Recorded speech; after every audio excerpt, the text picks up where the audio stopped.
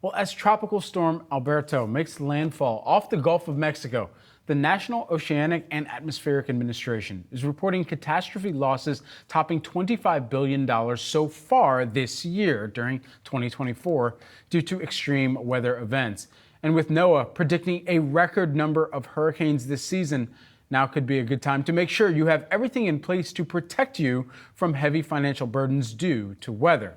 For more, let's bring in Rulon Washington, who is the Wells Fargo Mortgage Sustainability Leader. Rulon, great to have you here on the show with us today. I mean, I think it was pretty astounding, even as we were thinking about the number of billion-dollar weather events that NOAA has already seen and marked over the course of this year, when I think the historical average is something like 8.5. We've already seen, I believe, 11 just by the beginning of June. So what does this set up for catastrophe losses and insurance and making sure that individuals and homes are protected? Well, there are a few things that you must keep in mind as you're going through a storm. I'm based in Florida, so I deal with Oh, hurricanes wow. every year. It is a chore for me and my family. Over the last 18 years or so, it's always a mad scramble. So, a few tips I would provide to families out there is make a checklist. One of the biggest tips to prepare for a natural disaster is to create your checklist. Think about all the essential steps and items that you need to have accounted for during a storm. I mean, it's important if you plan to stay and ride the storm out. I mean, I am guilty of that a few times of trying to ride out a storm. But ultimately, if you're planning to evacuate, you need to make sure that you have a checklist. I would also encourage folks to gather important documents. Make sure those critical items such as your birth certificates, passports, mortgage and insurance documents, and all of those possessions that you keep in a secure place, make sure that you know where they are, right?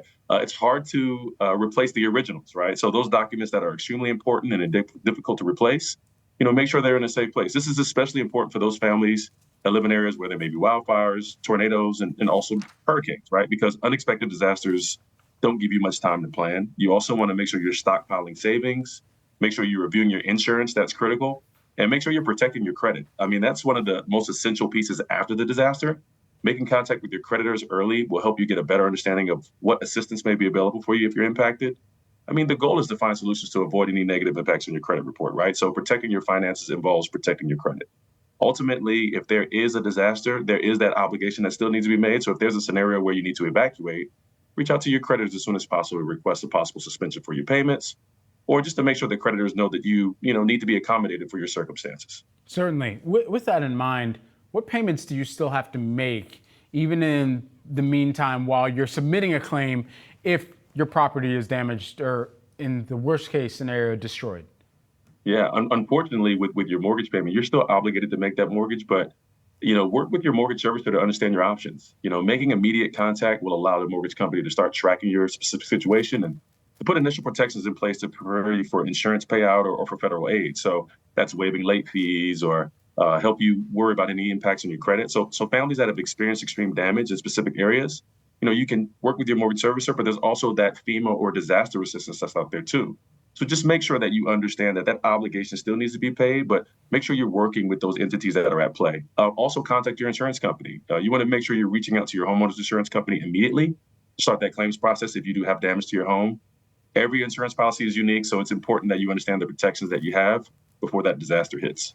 What about an emergency fund that people need to have set up? I mean, we often hear this number tossed around of people not having $400 for an emergency, but it seems like that number has moved higher and should move higher. And for an instance like this, it should perhaps be a little bit more encompassing. What is the real figure that people should have earmarked for this?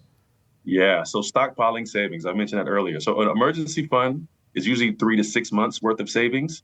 It's a key part of that any financial household plan. I mean, if you're asking me, it's hard sometimes to save up 6 months worth of expenses, but that's sort of the rule of thumb. But when a disaster strikes, only 18% of folks are ready when it comes down to have financial stability in that transition, right? So consider setting aside some cash to see if you can get through those areas that may have lost power or they may not have access to banks or ATMs are out of commission. It's usually a power outage during and after a storm that really impacts you the most, right? So having a few $100 on hand can go a long way. And usually that rule of thumb of 3 to 6 months of savings, I mean, it's critical, right? If you have cash on hand, especially when there's power outages during a storm, it's really advantageous. Having just savings on hand is really important when you're going through any duress. but ultimately think about what happens after the storm.